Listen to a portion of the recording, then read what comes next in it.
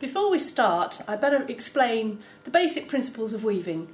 You have the warp, which you've just seen, which is yarns stretched vertically from the front to the back of the loom, and they're put under a bit of tension. And then you have the weft, so if we call this the warp, and then you have the weft, which interweaves between in different patterns to create the different patterned effects that you can get with weaving.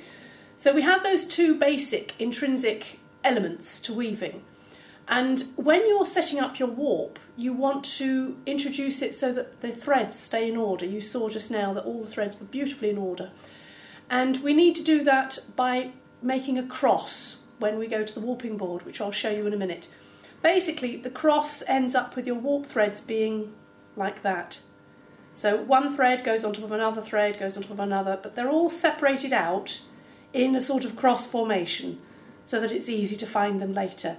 So now what we're going to do is I'm going to show you the yarns and then take you to the warping board.